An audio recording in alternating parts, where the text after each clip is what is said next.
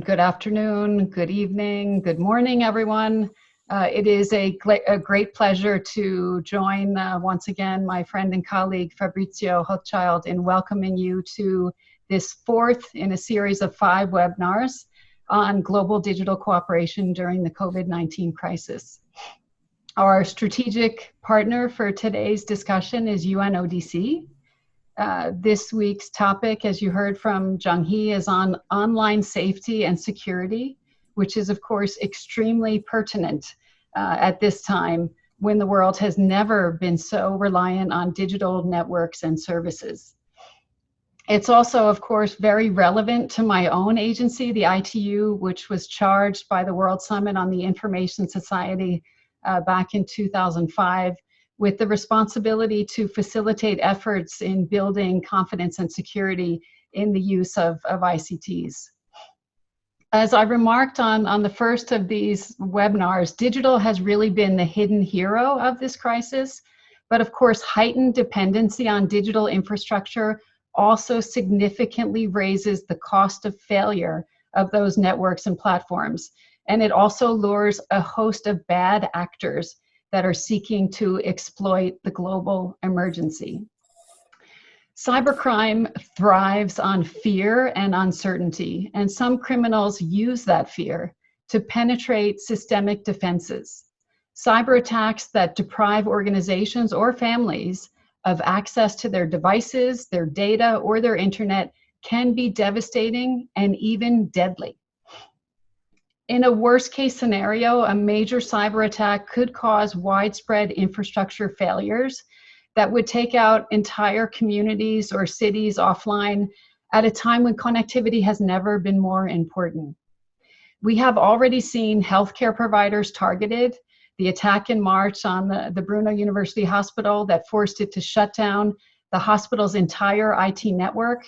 We saw the ransomware attack on a British vaccine developer that led to private information being disclosed online. Other criminals are also taking advantage of civil panic to defraud, devising very creative ways to exploit users and technology to access passwords, networks, and data, luring victims to popular topics and online trends.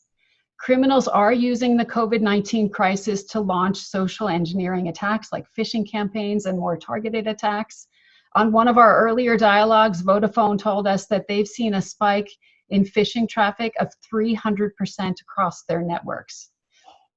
Others still use the web to deliberately spread misinformation, and in the past few days alone, the coronavirus statistics site Worldometers and the U.S. Department of Health and Human Services have both been the target of cyber attackers, and they have tried to disrupt public access to reliable information. So in a moment, we're going to hear from a very special guest who's going to speak about the darkest side of cybercrime, and that is child online exploitation and abuse. But for the moment, I would once again like to it gives me enormous pleasure to hand the floor over to Undersecretary Fabrizio Hochschild, who's going to give us his framing remarks for this discussion. Fabrizio, over to you. I'd like to greet all of you. Thank you so much for joining us again in this important series of webinars. And I'd especially like to pass on a warm greeting and my deepest thanks to our very distinguished group of panelists who have been so kind as to give their time to us for this discussion. As Doreen highlighted, our increased online presence has created a huge opportunity for increased online crime. And in fact, the criminals have outpaced the increase in traffic and have been more diligent. I think there are 3 areas where they're most active. One is obviously for financial gain through ransomware and other means. Another is simply for disruption. And I've had a first-hand experience of that in a Zoom hacking event. And the third, and perhaps the most pernicious, which Doreen alluded to at the end of her remarks, is for exploitation and abuse. And I'm afraid that, as Doreen also indicated, the coronavirus environment has been conducive for this. And coronavirus itself has been exploited by those with negative objectives. We've seen this, one, through targeted attacks on WHO, which has seen a massive increase on attacks on its websites. We've seen attacks on hospitals. And one of the biggest fears is that there could be attacks that would, in effect, try and derail or slow down or stop attempts at developing medication that could speed up coronavirus cures, or even try and disrupt the development of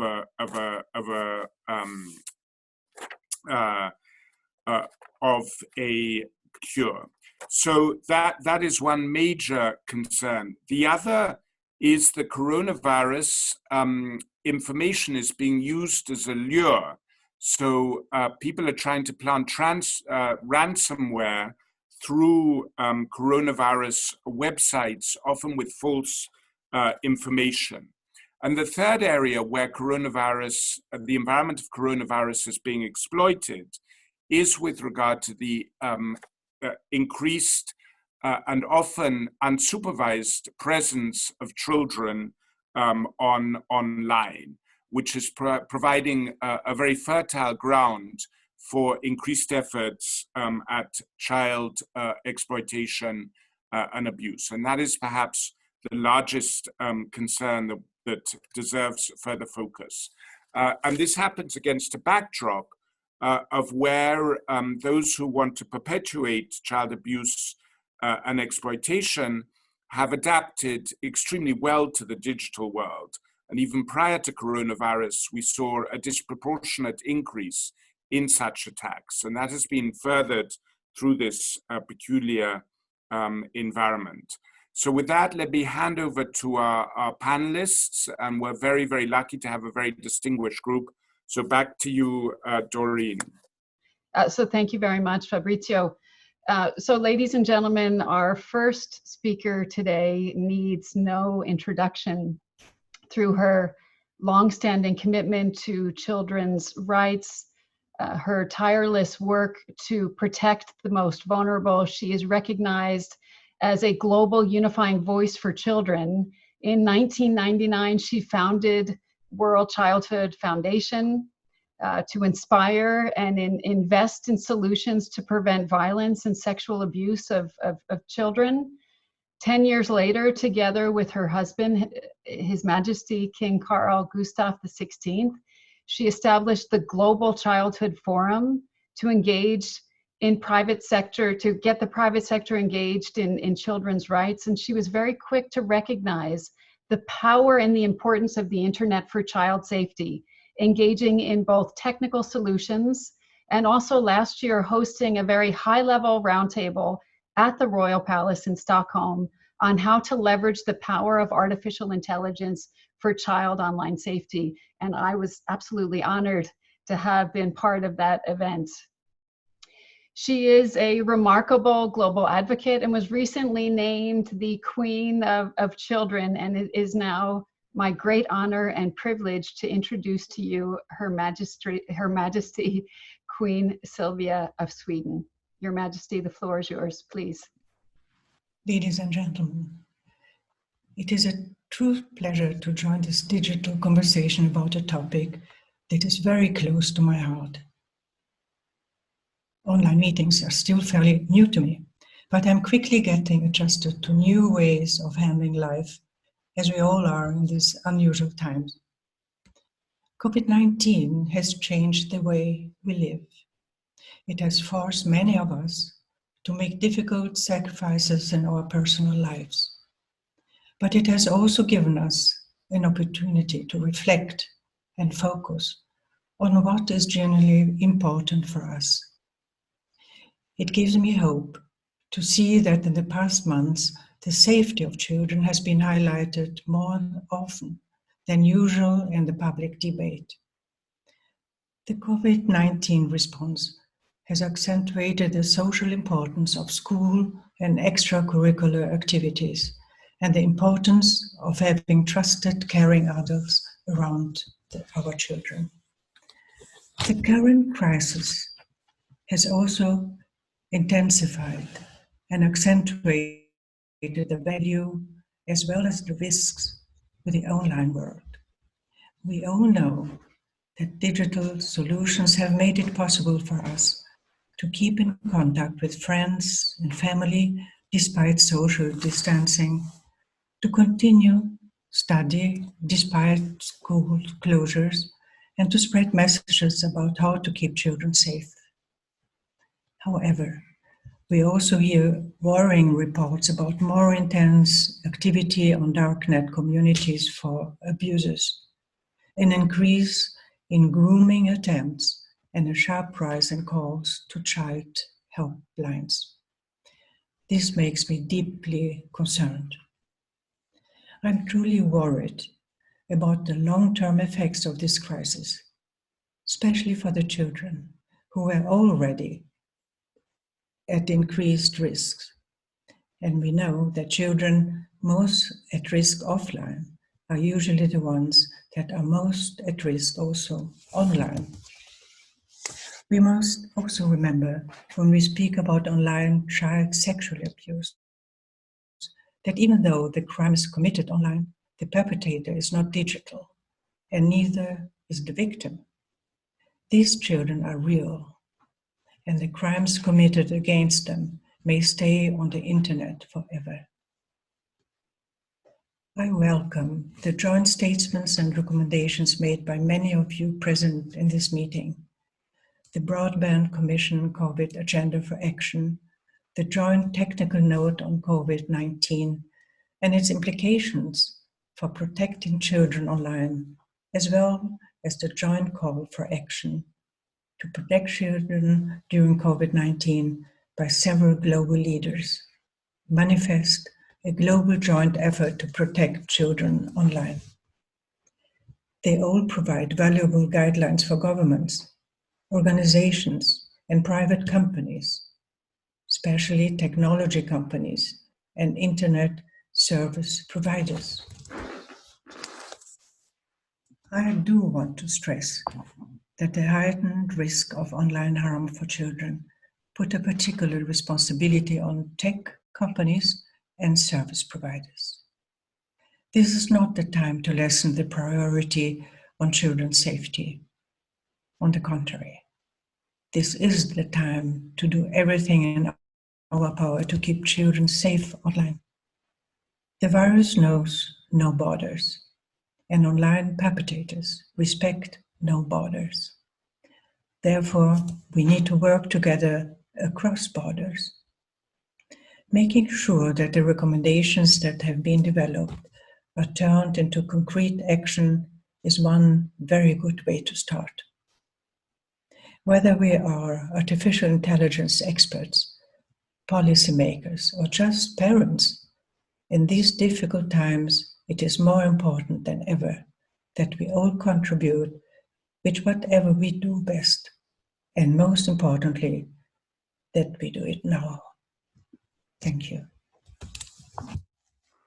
Thank you, Your Majesty, and congratulations to you and to World Childhood Foundation for the tremendous and important work that you do. I think your message was very clear. We need to move from recommendations to concrete actions and work together across borders. Thank you so much. Dear colleagues, it is a tragic reality of our world that some people always seek to capitalize on a crisis. And we heard from Fabrizio that worldwide organizations are reporting dramatic increases in cyber attacks and cybercrime. We've heard about the surges in phishing, the tens of millions of malware emails detected by Google in just 1 week, and a doubling of suspected online child exploitation cases reported to the US National Center for Missing and Exploited Children. I suspect we're only seeing the tip of the iceberg, with many countries simply lacking the technical and human capacity to track the level of malicious content passing through their networks. These threats are not new, but in today's challenging context, they represent an order of magnitude risk to our society, our economy, and our children. Right now, we are playing catch up, as Fabrizio mentioned. We're playing catch up with the criminals. So can we envisage a future where we get the upper hand, or where we stamp out cybercrime and online abuse? So I'd like to call now on today's distinguished panelists to give their views. Unfortunately, I will also have to be the timekeeper. Each speaker will have 5 minutes. At 4 minutes, I will hold up my yellow card. And at 5 minutes, I will hold up my red card. And so what we're going to do first is look a bit deeper, focusing on how cyber threats are evolving to take advantage of the COVID crisis, and what are the cyber threats that are specifically targeting children. And our first speaker is Madame Waly. She's the Executive Director of the United Nations Office on Drugs and Crime. She's also the Director General of the UN office in Vienna. She has a wealth of experience, having served in a number of high-level positions in the Egyptian government. I think she's joining us today from Cairo. Madame Waly, if you could tell us, how are cyber threats evolving, taking advantage of COVID-19 crisis, and what are you seeing at UNODC? Please, you have the floor. Thank you, Doreen, for the introduction and the moderation. Thank you, Fabrizio, for inviting me. And it's an honor to join this panel with many friends of the UN Office on Drugs and Crime. I would like to thank Her Majesty for her steadfast support to UNODC's work over many, many years, and for her support to children globally. I would like also to share with Her Majesty the deep concern about keeping children safe while online during this crisis. I look forward to having the opportunity to meet all of you, and indeed all of our distinguished participants in person when we can do that. I'm also grateful to be joining the Executive Director of Europol in addressing the question of how cyber threats have evolved during the COVID-19. Europol is at the forefront of the law enforcement response to cybercrime and has been monitoring the situation since the start of the current crisis. UNODC is producing a policy brief under the lead of our Secretary General on the impact of COVID-19 on different crime types. Certainly, we have seen the opportunities for cyber criminals expanding as much of daily life has moved online. Online fraud and extortion have grown as home-based work has enlarged the potential victim pool. Phishing emails enable access to critical systems, undermining the security of individuals, of organizations, and of governments. Cyber criminals target hospitals and vaccine development labs with ransomware. This increased threat has had a direct and very real impact on vulnerable groups, in particular in developing countries. The World Wide Web Foundation have written eloquently about how the digital divide harms the unconnected, particularly during COVID, by depriving them of access to information, education, and other vital services. It is a bitter irony that the same groups likely to be on the wrong side of the divide, namely the poor, and most of them are women, are also among the first to be preyed upon by cyber criminals when they get online. Children face ever greater dangers. In just the past few weeks, UNODC staff have supported law enforcement in 2 countries to investigate the live stream rape of a very young child. One of our partners found that links likely to contain child sexual abuse material on the dark web tripled to over 9,000 from just February to March. There are increasing reports of women and children being groomed and exploited online. The threat is global, it's real, and our responses must be too. At UNODC, we strengthen international cooperation and build the capacity of police, prosecutors, and judges to fight cybercrime and online child sexual abuse drawing on our expertise in countering all forms of organized crime, money laundering, and corruption. Governments that we support have brought offenders to justice. Our office has also worked with hundreds of thousands of children, parents, and teachers to help them to understand cybercrime. The role of the school here is extremely important, to stay out of harm's way and to reach out for help if they need it.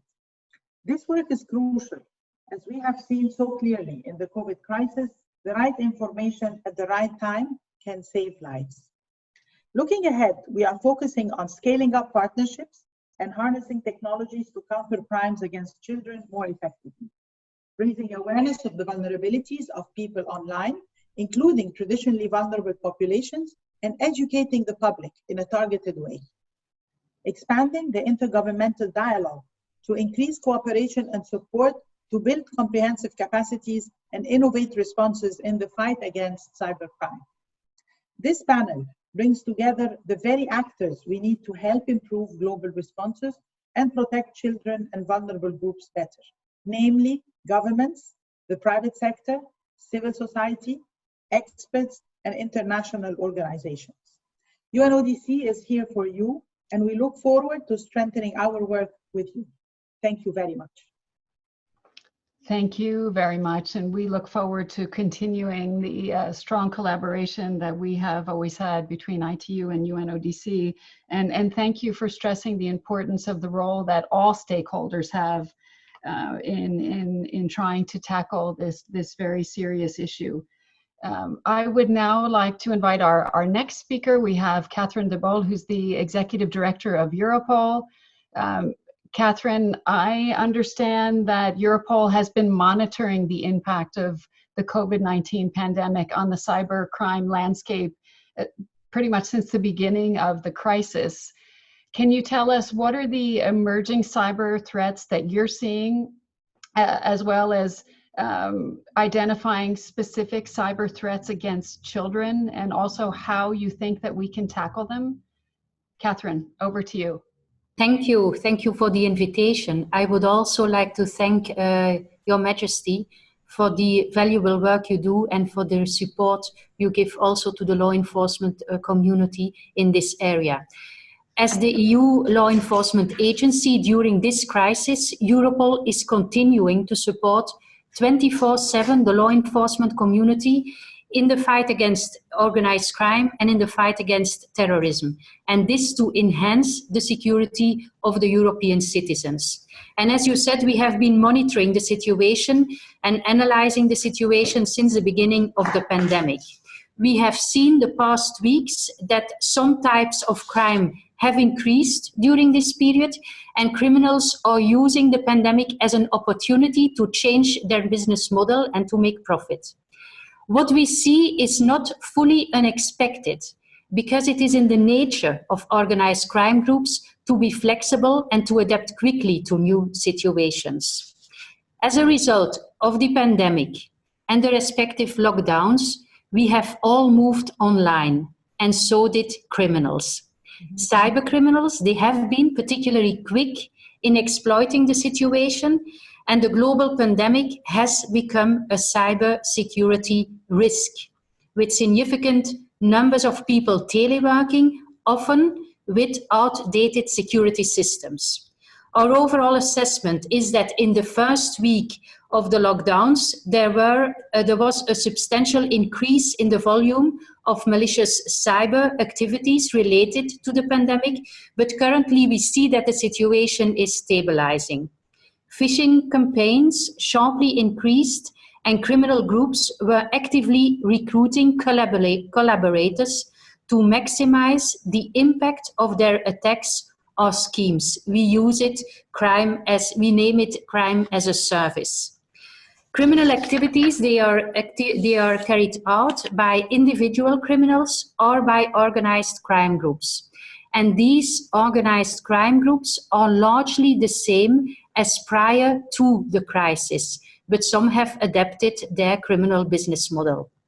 We see that the dark web continues to host various platforms with attempt to innovate by offering COVID-19 related products.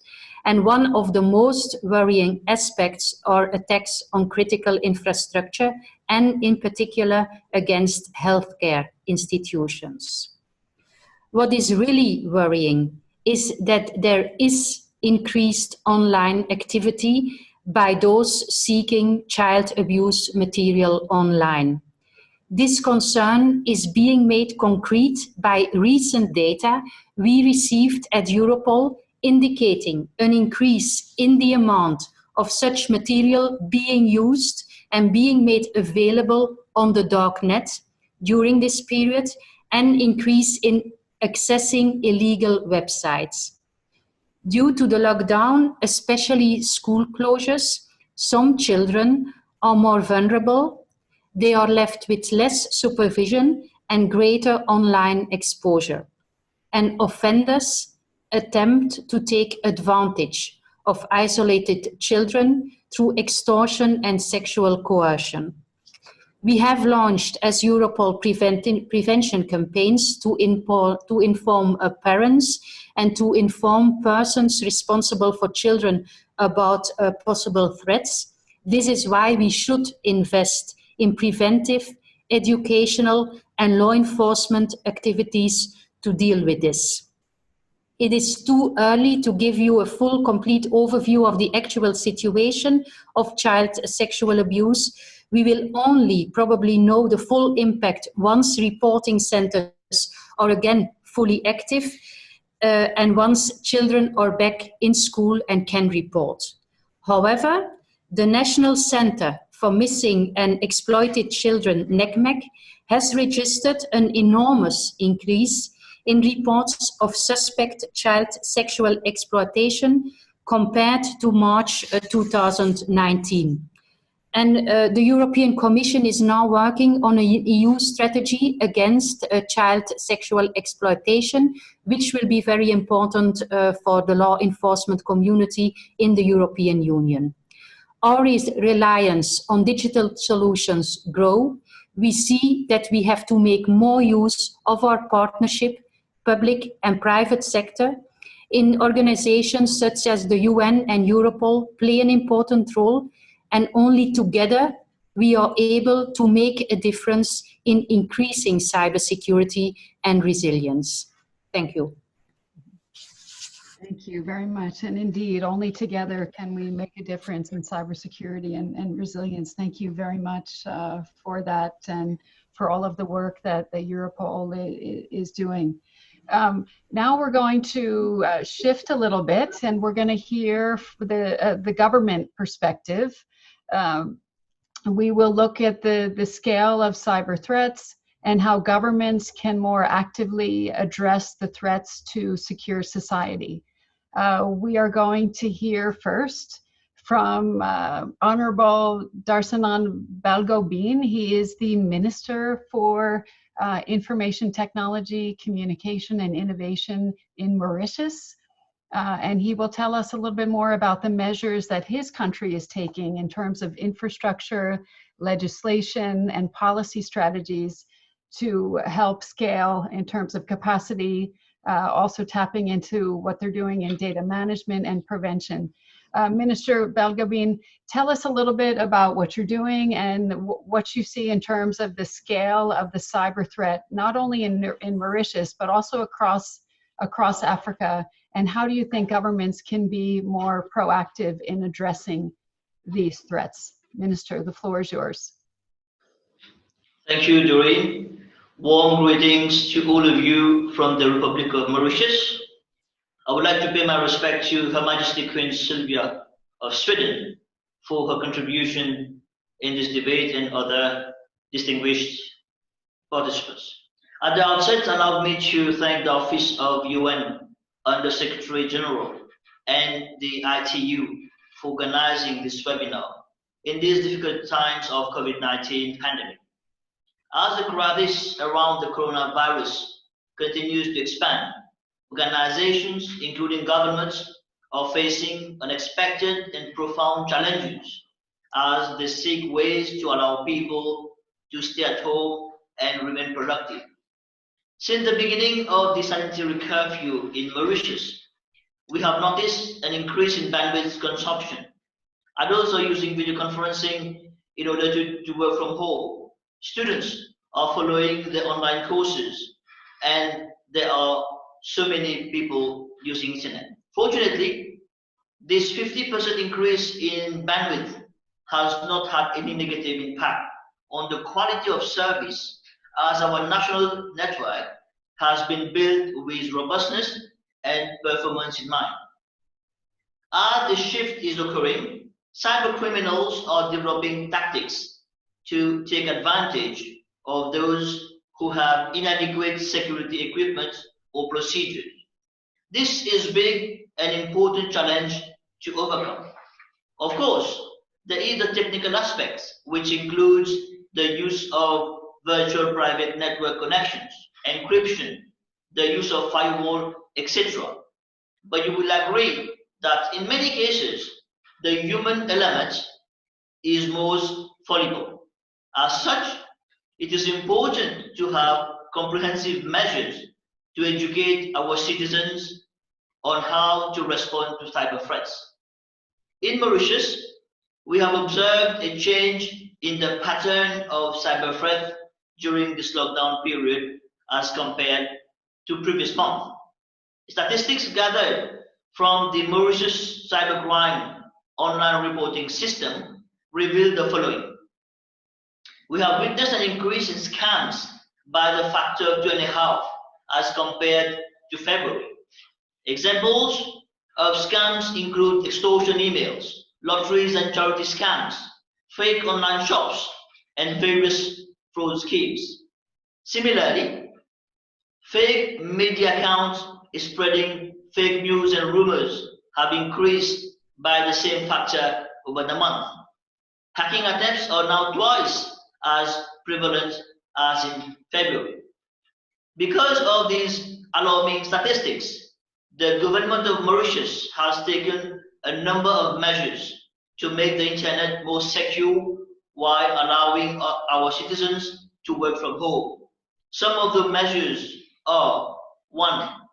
The Mauritius Cybercrime Online Reporting System, which is an online platform for citizens to report cyber incidents as soon as they happen to the appropriate authority, whether it is the police, the cybercrime unit of the police, the Computer Emergency Response Team, the CERT, the Data Protection Office, or the ICT regulator.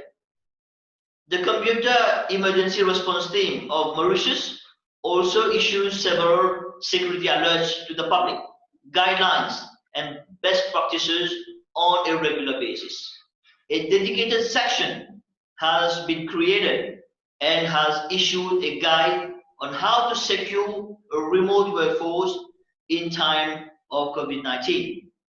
A Security Operations Center, SOC, is being set up within the data center of government to monitor cyber threats in real time and prevent any cyber attacks. We are also carrying out sensitization campaigns on the radio, on national TV, to inform our citizens about the current cyber threats and especially how to react to them. And of course, we are also looking at strengthening our current legislation concerning cyber threats and cybersecurity.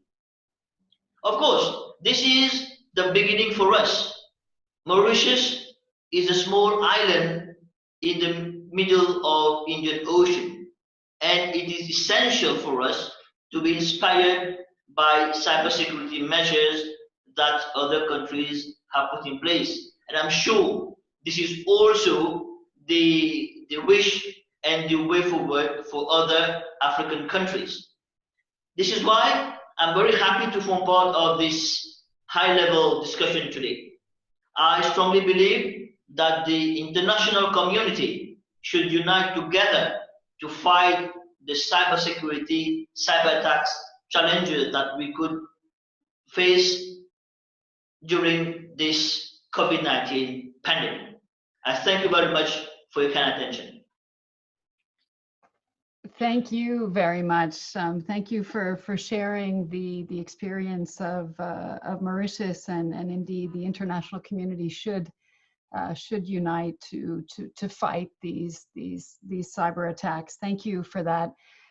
We now have another distinguished speaker. We have His Excellency Urmas Reinsalu, who's the Minister of Foreign Affairs from Estonia. Estonia has been active in responding to the increase in malicious cyber activities over the past months, and I would like to invite the Minister to share his views on the role of government in securing society from the growing tide of COVID-19 related threats. And also, Your Excellency, if I could also ask you, since the beginning of May, Estonia has held the presidency of the UN Security Council. If you want to share your view about whether you think that there's a role also there that the Security Council could play. Your Excellency, the floor is yours, please. Yes, so they're fellow humans all over the planet. First of all, I'm truly grateful for ITU and Honorable Fabrizio Hochschild for arranging that event. And let me stress that the perspective we are in the midst of that crisis, I think it's unprecedentable in many ways. And it is also a first truly global crisis that humanity is experiencing in the digital age. And so if this is something very, very new for us, we are all pioneering in that matter. And the digital development has allowed us to cope with the crisis and provide timely response in every phase of its evolvement. And it has assisted our hospitals to collect and exchange vital information, and it has helped many people, particularly the vulnerable groups of the society, to use digital services to limit social contact. And let me stress that it will continue to allow us to cope with the damage that the pandemic has caused. And for a recognizable portion of the population, stable functioning of the internet has allowed us to continue working remotely. And since the beginning of the year, the world has never been more reliant on a stable and secure internet, as it has stated already today so many times. And it is particularly shameful that cyber attacks have started to erode the stability and security. And since the start of the pandemic, attacks against the healthcare sector, including some of the frontline hospitals in Europe, for example, in Czech Republic, have increased significantly. It is important to note that these activities have not remained unnoticed. Actors that use the digital space for malicious purposes will be investigated. I would like to stress today three important elements how we can and should respond to malicious activities in cyberspace during these difficult times. First, we should call all international actors to follow the international law and norms of responsible state behavior in cyberspace. Second, we as the international community should work more effectively to address cybercrime and online threats, both through our law enforcement channels and also relying on multi-stakeholder online safety communities. And third, we should pay more attention to digital and cyber capacity building globally. First, in order to call for responsible behavior in cyberspace, I have issued a statement on 20th April condemning cyber attacks that have increased in Europe during the COVID pandemic. The crisis has put an extra strain on critical medical services, and the need for a secure and functioning cyberspace is more pressing than ever. Many other nations, including USA, UK, Canada, and Australia, have stepped up with similar statements on condemning cyber attacks during the crisis. Just last week, the EU High Representative for Foreign Policy, Josep Borrell, released a declaration on behalf of the European Union, expressing the European Union's and its member states' concern on increased number of significant cyber incidents and showing solidarity with all countries that are victims of malicious cyber activities. So therefore, we should collectively call all actors in cyberspace to respect norms of responsible state behavior and to abide by international law. Secondly, the fight against cybercrime has been a long-standing priority for Estonia. We strongly support the Budapest Convention on Cybercrime, which is currently ratified by 65 member states, and we expect more countries to join this convention as it is open to the accession of all countries globally. About 2/3 of UN member states have used the Budapest Convention as a model for international cooperation against cybercrime and as a blueprint for the domestic legislations. The convention has already helped to curb cybercrime in many regions. Estonia supports ongoing negotiations to include a second additional protocol to the Budapest Convention to improve cross-border access to digital evidence in the context of criminal investigations.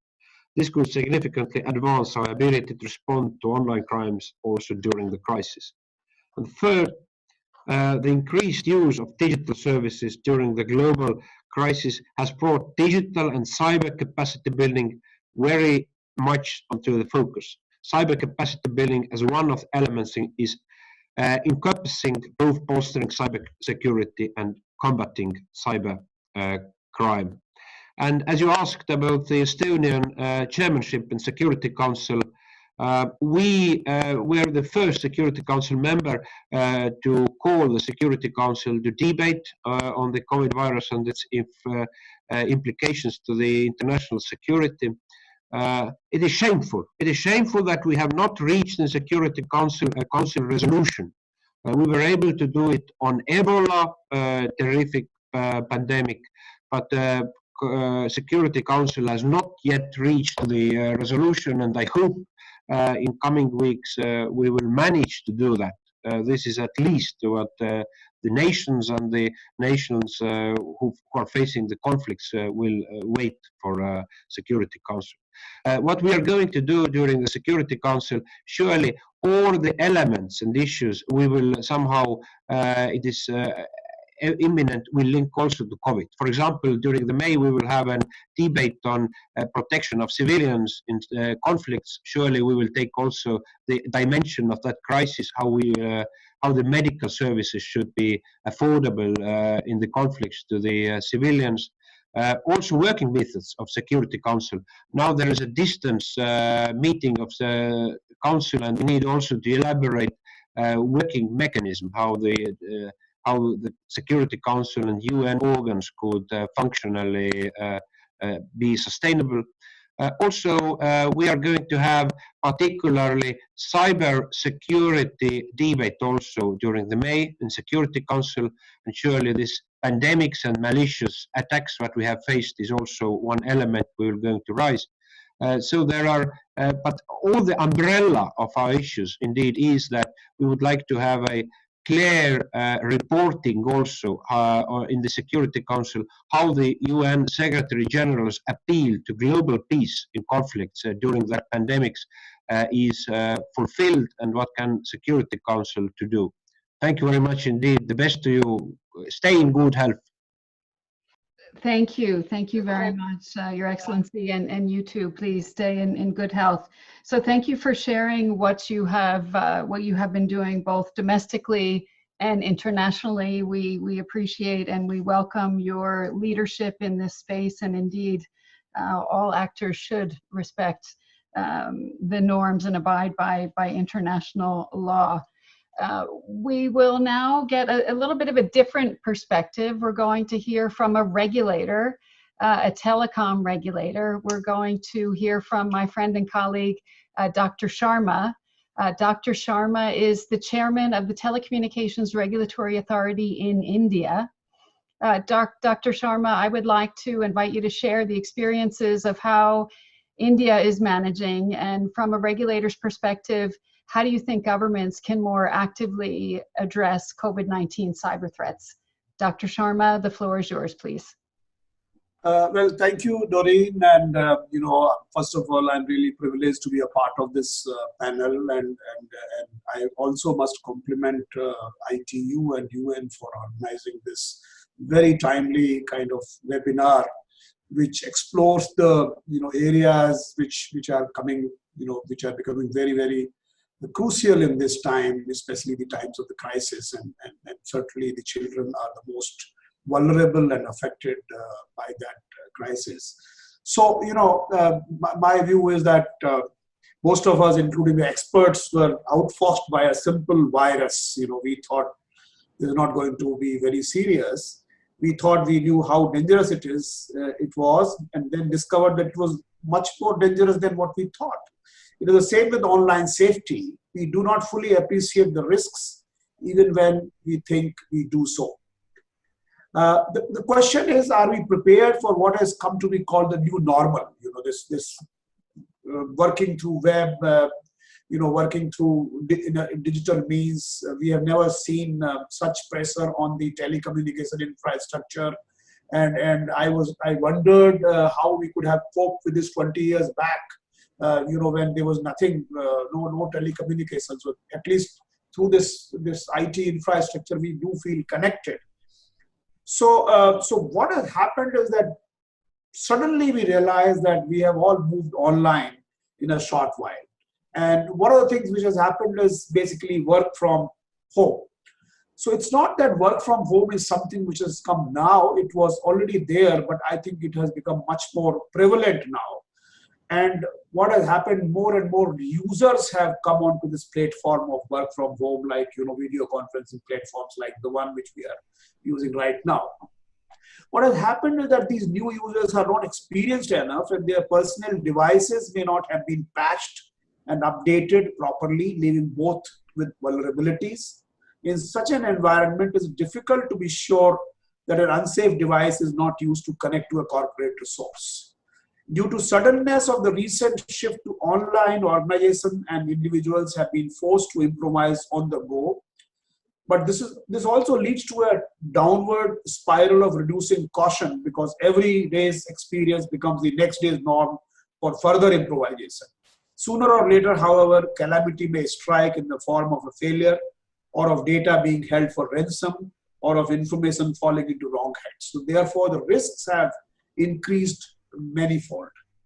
The other area besides work from home is the area of the children studying and attending classes on the internet. Now, because of remote learning, children have started spending an inordinate amount of time online. The parents believe they are in the class with their teachers or doing some of self-study, but these children can easily click through to areas not connected with their intended activities. Children are vulnerable and may trust a stranger readily, leading them into situations they are ill-equipped to handle. New applications and portals have been developed to support services which may not have gone through the normal process of validation and testing, leaving them with security loopholes. Because the speed of innovation is really accelerated during these times, and therefore it is always quite possible that you have very patchy applications which are quite vulnerable. We know that social media platforms can be hijacked in sophisticated attacks that exploit emotional and psychological vulnerabilities in people, essentially persuading them to engage in destructive behavior against their own communities. Here are just a few examples of how the surface area of attack has quickly expanded. The net result is that we have a potentially risky environment, a fact that would not have escaped the notice of those intent on creating them. And as previous speakers mentioned, that the attacks have suddenly increased and spirals into new, new heights. Fortunately, however, work from home is not new. And as I said, most organizations, it wasn't practiced, except perhaps for an occasional phone call or non-critical email. Non-experts and children have also been using the internet for a while. Devices, software solutions, the law and policy have evolved to offer them protection. Therefore, what I'd say is, while we need to work hard to ensure online security and safety, there's no need to panic. Working online can be as productive and safe as working from the office, as we are realizing more and more. We are realizing now. Some organizations had been encouraging this mode for the cost and productivity advantages it offers. It is now for others to learn from the experience of early adopters and to follow the best practices that have come to be defined over the years. Mm-hmm. One effect of coronavirus has been that citizens are looking towards their government for guidance. The governments can use the opportunity while communicating about the virus and the spread of the disease to flag the attention of people towards threat that lurk in cyberspace. We in India actually have been working since the lockdown, and it is now about 40 days that we have been in lockdown. And we have all been conducting our, sort of businesses in a sense online. And we have been working to ensure that the cyber threats are minimized. And ITU, Doreen, in your leadership itself has brought together a wealth of information and experience that can be used by governments, corporations, and citizens to fulfill their obligations in keeping the online world safe. We must continue to work to ensure that more and more, security stuff is done to ensure online safety, both for people who are working and especially for children. Thank you very much. Thank you very much. And it is very nice to see you, Dr. Sharma. Now, ladies and gentlemen, we're going to move to the private sector perspective. And Dr. Sharma sort of picked up on this point when trying to weigh sort of the positive of technology and then the negative.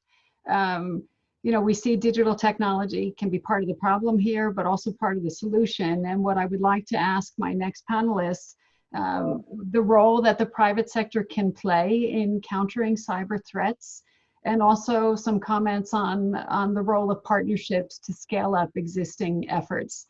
I'm delighted to welcome Hans Vestberg, the CEO of Verizon. Hans is also a broadband commissioner. We heard Her Majesty speak about the work that we've been doing in the Broadband Commission. So Hans, if I could ask you the role of the private sector in countering cyber threats, and if you could also touch on including child safety, if you could cover that aspect as well. Hans, the floor is yours.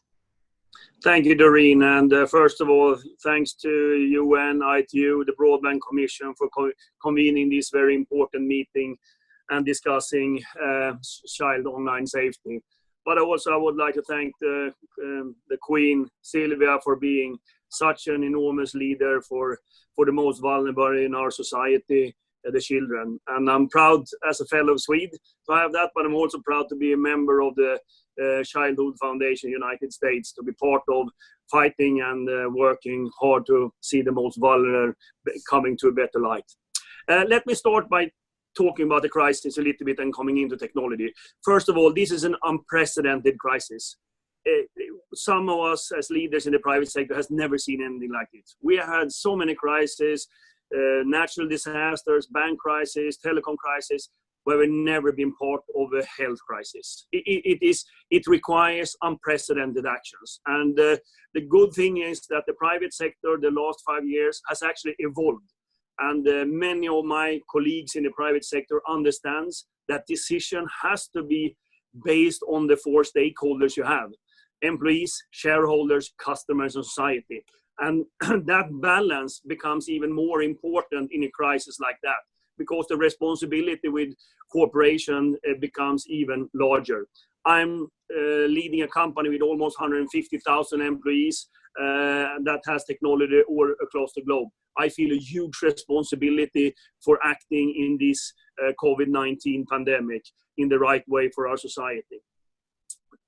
Secondly, when we talk about the technology, and we talk, of course, about mobile technology, broadband technology, and you would know has been an enormous development the last couple of years. 6 billion mobile broadband subscription, more than 50%, maybe even more, having access to internet of the world's population, and that will only increase.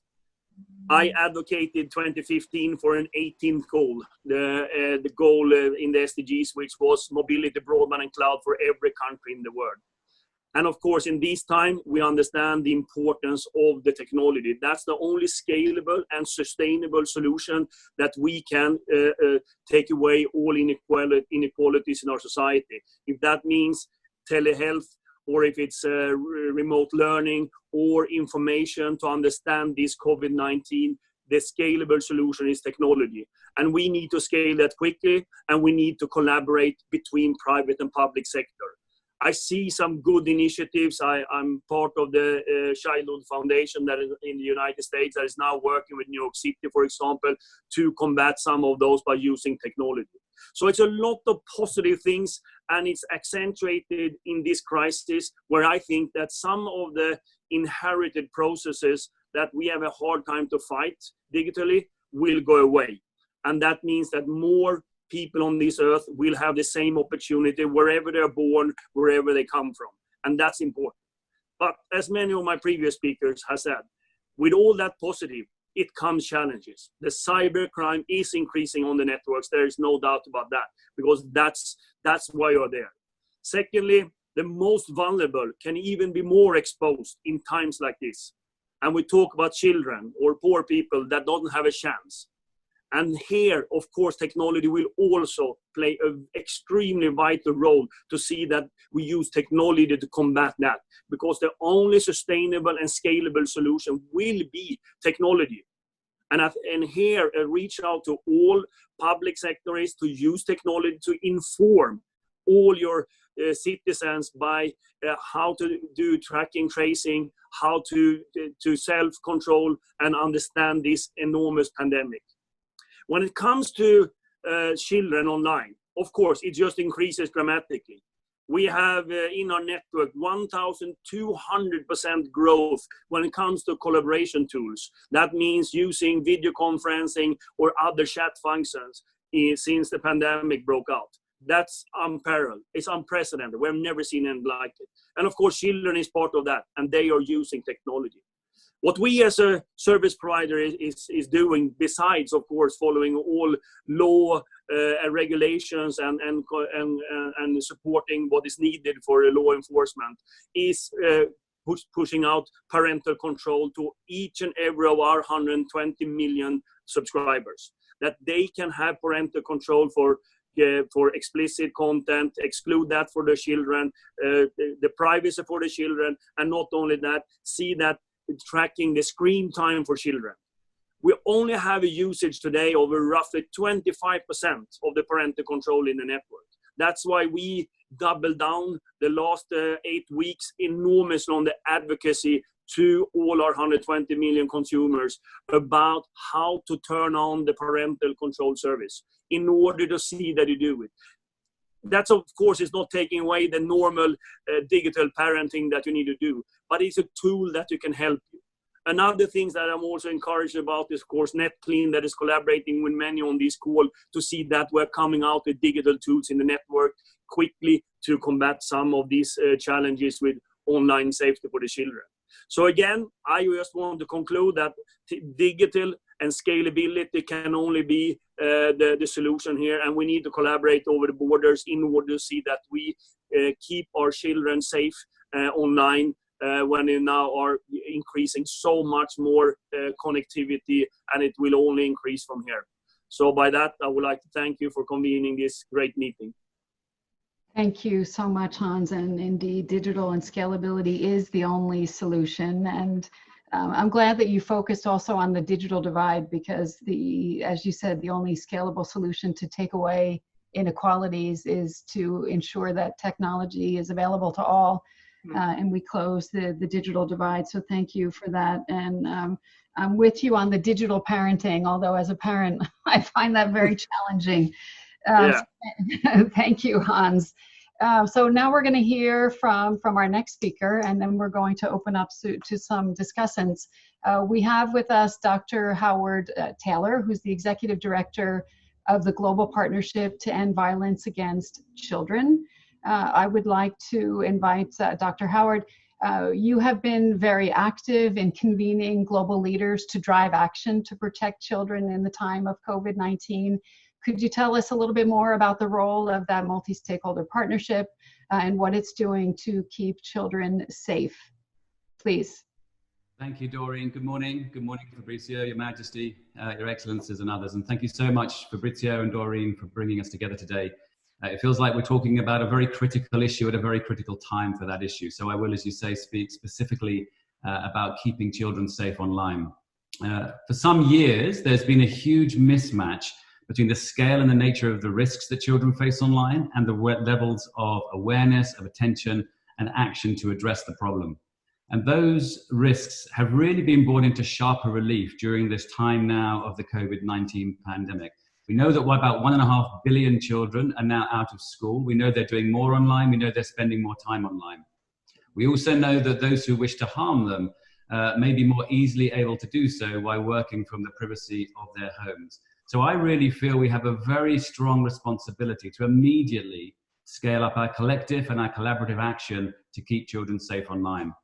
I also hope, and I'm optimistic that in doing so, we have an unprecedented opportunity within and coming out of COVID-19 over the coming months and the years, both to protect children more in the short term, but trigger new levels of awareness, new levels of resources, new levels of action to keep all children safe online for the future.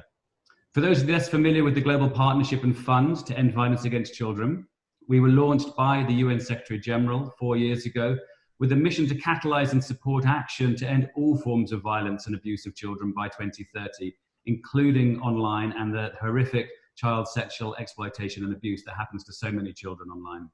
We're a diverse network and community. We have now over 400 partners across all sectors, across all borders, and that community and network really enables us to mobilize action, generate learning, shape global models, and scale collaboration. All of that is needed to build the prevention and the response capacity globally and to inform the global agendas and debates. For example, those on making sure that child safety is built into the critical expansion of internet access and connectivity, but also debates around privacy and protection, encryption, AI, etc. We are the only global entity making targeted investments to tackle online child sexual exploitation and abuse. And this year, the End Violence Fund will reach a milestone of $50 million invested in programs of capacity building and cutting-edge technology in over 70 countries. All of that is focused on tackling online child sexual exploitation and abuse. But, and it's a big but, neither that unique role nor our financial investments are a badge of honor. They both simply reinforce my earlier point, which is the mismatch between the scale of the problem and the global response to tackle it. So with regards to how a partnership like the End Violence Partnership in the Fund can work and is working to scale up existing efforts, I want to speak really briefly to three things. One is around understanding the needs of children and those working to keep them safe online. The second is around how we use our collective voice to do that awareness raising and calling for specific actions. And the third is around collaboration. Collaboration to mobilize and provide the technical and financial resources that are needed to get the job done. With regards to understanding the needs of children and those working to keep them safe online, everything that we do, both now in this crisis moment and beyond, must continue to be evidence-based. And we've used our networks in the last few weeks, reaching out across the world to understand how COVID-19 is impacting on children, both online and offline, and the increased risks that they face domestically, online, etc. And we've also used those networks to understand how the organizations and individuals championing and working to keep children safe online have been impacted. And what we're doing with that body of evidence, that body of knowledge, is making sure it informs our ongoing response and what we share with and the work we do with partners and the collaboration. The second area, and you mentioned this, Doreen, about using collective voice to raise awareness for specific actions. One of the things we've been involved with was convening 22 heads of UN agencies and global organizations around a leader's statement, which was expressing concern about the impact of violence and abuse on children through COVID-19, but also calling for specific actions and pledging support to help get that, implement those actions. That leader statement called on governments to make sure that child protection was woven into COVID-19 prevention and response plans, that workforce was seen as essential and it was resourced accordingly. And also we called on tech and telecoms companies to make sure they're doing all they can to make their platforms safe and to step up the detection and disruption of harmful activity where it is continuing. And we've been encouraged by some of the things we've seen. One of the particular things we've been involved with was with the governments of the UK, US, Australia, New Zealand, and Canada, and a bunch of the West Coast technology firms and platforms with a PSA campaign that went live, I think, about 10 days ago. And we've been involved in supporting some of that. I'd like to do, actually, as I speak about voice and action, to particularly give a big thanks to Her Majesty Queen Silvia. It's always good to hear from her. And she has been an enduring advocate for children for 20 years or more. And I just want to call out the work that she and the World Childhood Foundation does in this space. It's been critical for the agenda for years, even more so now. And of course, to the Secretary General, who's been a very vocal champion and advocate for child online safety during the COVID-19 time and beyond. And again, to Fabrizio and your team for championing, supporting that work. The third issue I wanted to speak to was around collaboration to mobilize the technical and financial resources needed. I've been really encouraged in the last few weeks, as we sometimes do see in a crisis moment, where the breadth, the depth, the speed of collaboration has been really impressive. And I mention that because I think that's something we need to hold on to as a community across the various sectors, private, UN, NGOs, and beyond, academics, to make sure that essence and ways of working sustain through the crisis, but beyond the crisis. I think that's essential to getting the work done. We've been very privileged to work with UNICEF, with the WHO, UNESCO, UNODC, ITU. We Protect Global Alliance, the Australian Safety Commissioner, and others in a collaboration which has put together a series of technical guidance materials, resource packages, messages for policymakers and for parents and caregivers, now translated into dozens of languages. And even the speed of the translation has been really fast. I've never seen a document be translated into dozens of languages as fast as those have, and now being used across the world to keep children safe online. So that's just an example of the sorts of things that if we work efficiently and effectively together, we can work with a larger crowd than we've done before and really get stuff done that needs doing. I'll close by noting that keeping children safe online isn't just the right thing to do, it's also a smart investment to make, both now and for the future. And we know what's needed to get that done.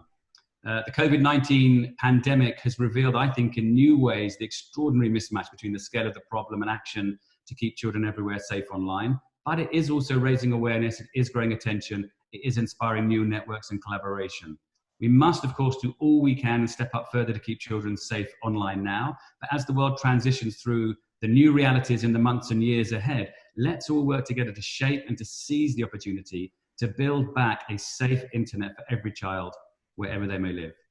Thank you very much for this opportunity, Doreen and Fabrizio. It's great to see so many partners on the webinar this morning, and we look forward to partnering with you all on this really critical work. Thank you so much, Howard, and we look forward to continuing to partner with you. When Hans spoke, he talked about the unprecedented crisis and the need for unprecedented actions. And you've sort of spinned it as well another way about the unprecedented opportunities. And indeed, this is a very smart investment for all of us to be making. So thank you. Thank you for that and for the work that you do. So now this is sort of the final part of our discussion, and I think I'm only 2 minutes behind. So far so good. I haven't had to use my yellow and red cards. And so for this last part of our discussion, I'd like to focus on specific actions. So specific actions in response to COVID-19 related cyber threats. We have some guest discussants, and I would like them each to make a 2-minute intervention. I will use my yellow and red as I have to. When you get to maybe a minute and a half, I'll give you the yellow card. So I will hand over to our first discussant. We have Francisco Fonseca. He is the Vice President of the National Cybersecurity at BitSite. Francisco, you have the floor. Can we unmute Francisco, please? So I would like to start by thanking you for the opportunity to be here today and share with everyone the program that we built with ITU. The worldwide changes associated with the COVID-19 pandemic have not only impacted all of our lives, they've created a rich environment for cyber attacks. In the last few weeks, we've had several countries come to us requesting that we help them with monitoring their hospitals. In that regard, together with ITU, we've created a program that will help member states to reduce the cyber risk of the entities involved in the COVID-19 response. This could include hospitals, the Ministry of Health, civil protection authorities, energy and electricity providers, and any other critical national infrastructure. Together, we'll make available to member states at no cost a solution that will allow them to continuously monitor for security issues associated with any organization involved in the COVID-19 response. Member states will be allowed to share that information with those entities for remediation and mitigation purposes. We are hopeful that this will reduce the chance of cyber attacks and help to preserve those entities that are at the front lines of the crisis. Because we know that sometimes the time to respond to security incidents can be critical, we've implemented specifically for this program a mechanism that whenever we detect an infection inside an entity, will inform the member states within the first 10 minutes after the infection is detected. We believe this program will enable the member states to protect themselves, their key industries, and their constituents during a period where risk management is imperative. Thank you very much. Thank you very much, and thank you so much for keeping with the time. You came in at 1 minute 40 seconds. Thank you. Now I'm going to hand over to Mr. Ian Drennan. He's the Executive Director of We Protect Alliance. So thank you very much to all the speakers and for giving me the chance to talk. We Protect Global Alliance is the largest and most diverse international network to tackle online child sexual abuse, and we launched as an independent international institution on the 1st of April, having previously been located within the UK government. We're currently working on a threat assessment on the impact of COVID-19 on the threat from online child sexual abuse. We welcome any input from those around the table. We hope to publish that next week. Many of the speakers have already spoken about the increase in threat, but what we're also seeing is there's been an impact on the response. So reporting services have been disrupted where those rely still on human moderation, and also for those very, very important services of support for victims.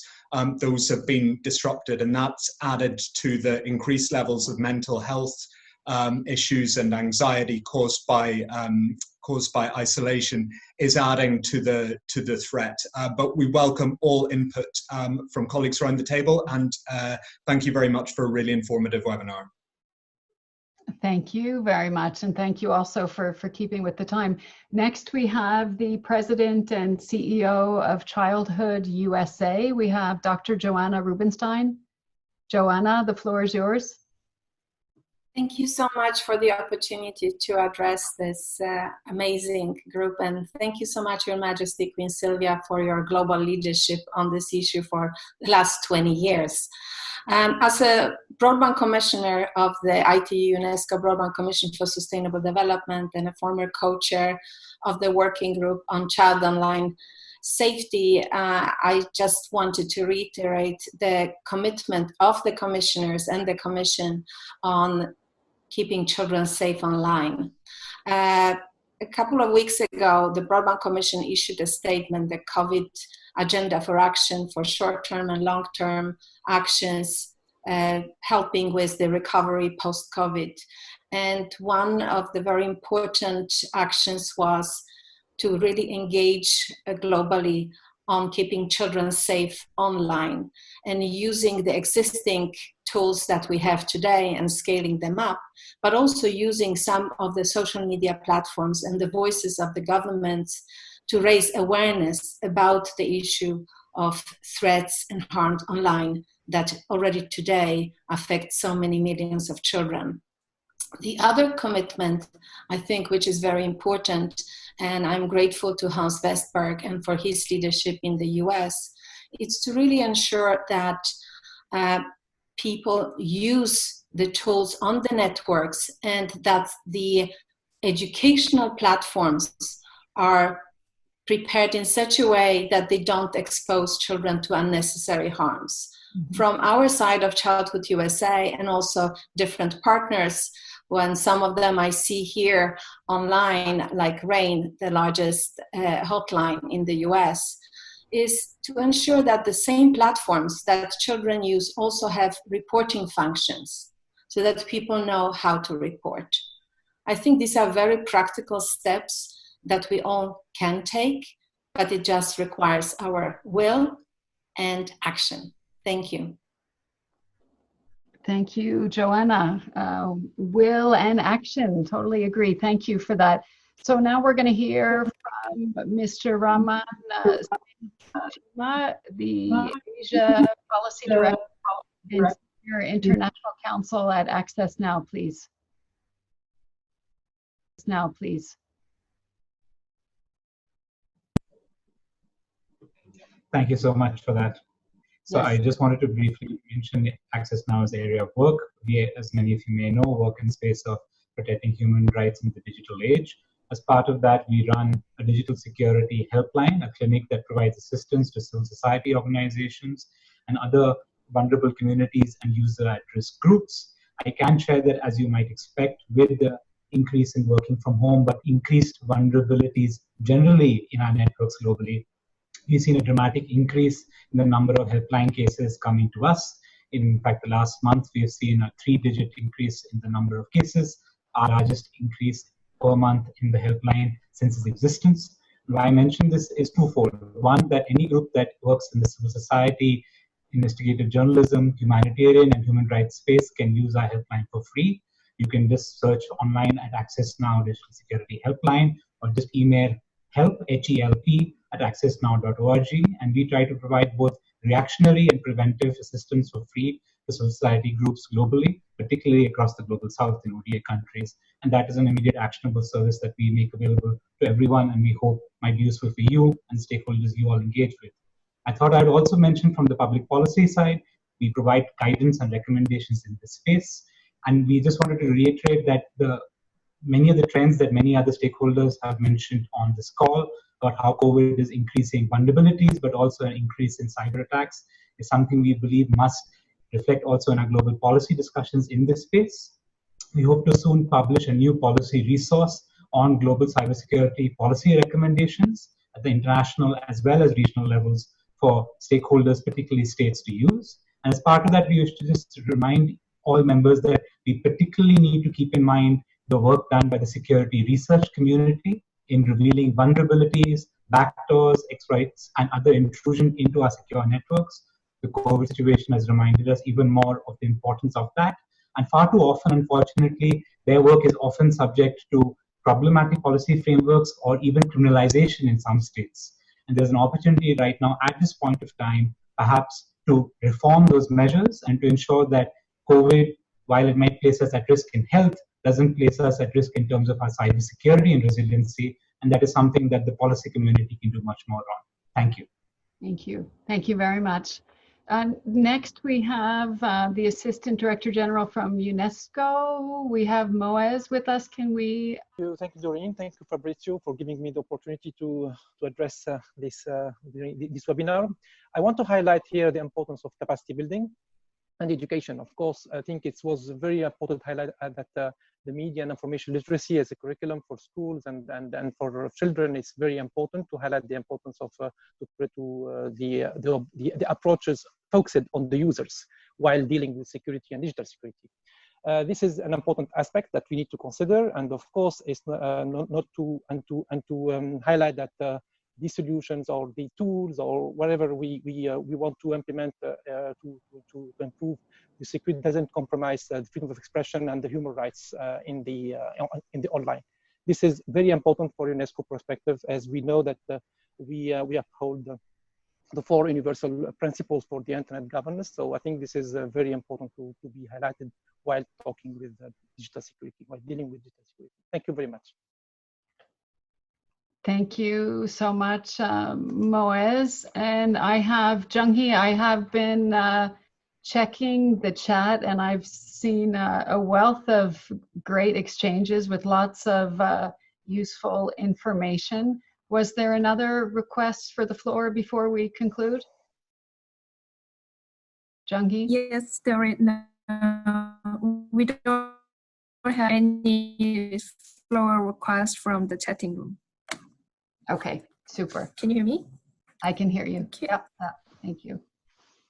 Okay, well, thank you, everyone. This has been really a tremendous discussion, very important and, of course, very timely.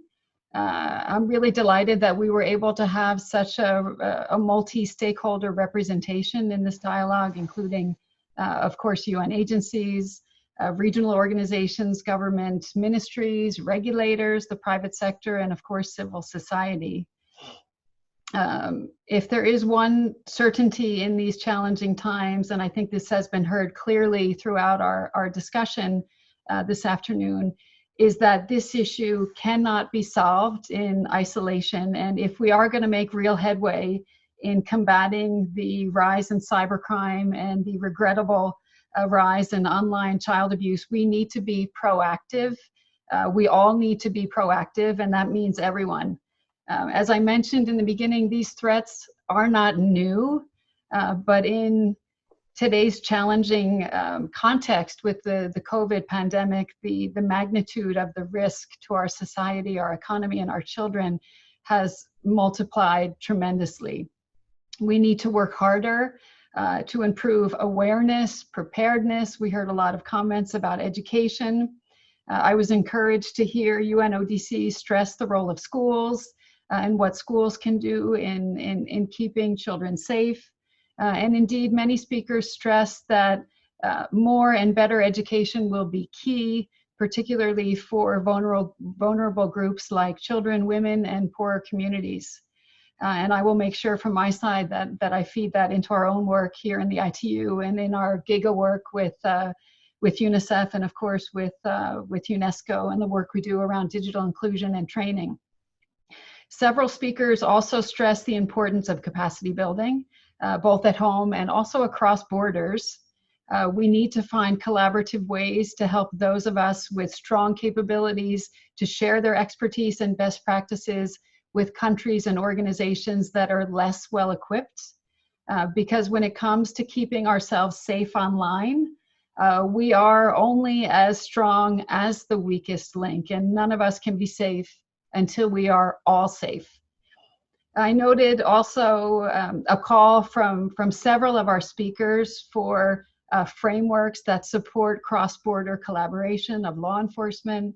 As Catherine from Europol observed, when the world moved online, so did the criminals.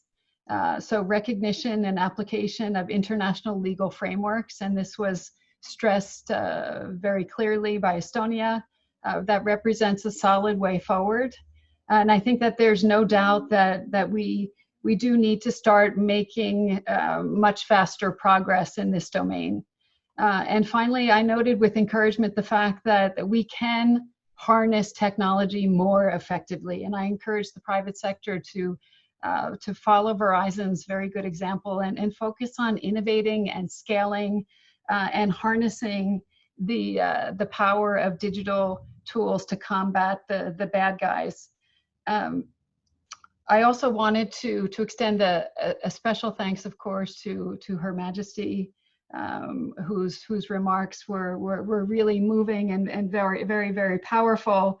And as she noted in the beginning, we must remember that the perpetrators are not digital and neither are the victims, and that the crimes against them can stay online forever. And the virus has no borders, and criminals know no borders, and that's why cross-border collaboration is absolutely so vital. And with that, ladies and gentlemen, I hope I did justice to a sort of summary. It was a tremendous discussion, and I tried to keep time and take notes at the same time. So I apologize if I missed an important element. And with that, ladies and gentlemen, I will hand back to Fabrizio to make his concluding remarks. Fabrizio, the floor is yours. Thank you, Doreen. And I think I speak for all when I say you did a really outstanding job, and we all appreciate that. I must say, I can't help but notice, looking at the participants by video screen, that it's very easy. There hasn't, looking at different people's hairstyles. And I have to apologize for my own rather unkempt look. And I see when I look at Moe's, you can tell that both in Paris and New York, I'm afraid there's still no access to barbers or coiffeurs. And I'd like to congratulate the participants from Sweden and Geneva, who clearly have better access, but hopefully we'll get there as well. Coming back to the subject matter, I think as was pointed out, this unprecedented times lead to unprecedented challenges. And we need not to reinvent the wheel, but to step up actions. We also need to acknowledge, and I think Catherine de Boll said this, that the most vulnerable are the most exposed. And so whatever we do, we have to focus on the most vulnerable in our societies And of course, that includes, in particular, children. In terms of stepping up action on the basis of existing tools, I think I heard sort of 5 lines of action to try and organize the points that Doreen also made. One is, the first is stepped up action by law enforcement through, as well as through our educational institutions. And a third layer is through our individual actions to better protect ourselves and our families through adequate security action personally. But that has to be complemented by educational institutions and, of course, by law enforcement. Secondly, I think there was a call for much more proactive action by many companies. And I think one has to acknowledge that while some companies are extremely proactive, others rely on reports before they take action on child abuse, while others go out and actively search for harmful content on their platforms. I think the call is that all should become actively proactive in searching out for harmful content. And then there was also a call for stepping up of technical tools, including the tools that allow for better parental control. The third call, I think, was for better cooperation across sectors. And of course, this meeting itself is an illustration of what can be done.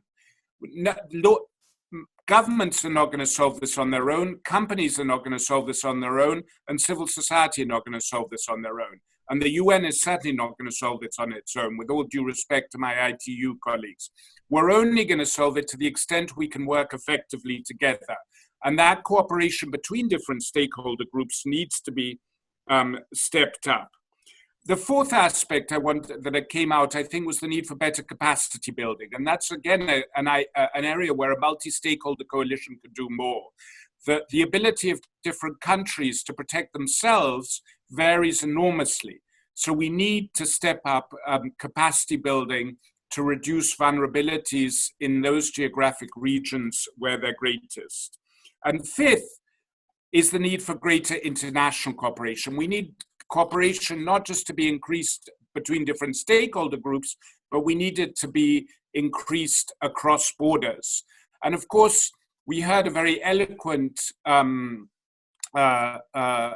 elaboration of the dysfunctionality, forgive my word, of the Security Council at this moment. So the international environment is not the most propitious to call for international cooperation, but it is urgently needed in this sector if we are to make people connected but safe at the same time, and in particular, our children. And I don't think, while there are areas where there is a lack of international consensus, there is no lack of international consensus in the need to better protect children everywhere. So I hope in that area, at least, we can achieve better international cooperation. So those are my 5 takeaways. As I say, it's as much about stepping up existing initiatives as creating new ones. But I'd like to thank all, and in particular, our very, very distinguished and very enlightening and inspirational speakers for their participation. And I hope this is just the beginning of strength and collaboration and work together between all of us. Many, many thanks. And please, please stay safe, both from the virus and from those viruses that come to us over the internet. Thank you so much, Fabrizio. And as someone noted on the chat, and I pick up your last statement, they put the Henry Ford quote, coming together is the beginning, keeping together is progress, and working together is success. So let's aim for that. Thank you so much. And again, I really appreciate all of the comments, the interventions, and lots of great stuff on the chat. I thank you all for your engagement. We were up to more than 400 participants at one point, and I do hope that you will join us next week, same time, same place, for our 5th and final webinar. Next week, we will be focusing on the topic of public health, digital technologies, and human rights. And with that, again, I thank you. Big thanks to Jung Hee for your brilliant organization. And please be safe, everyone. Thank you.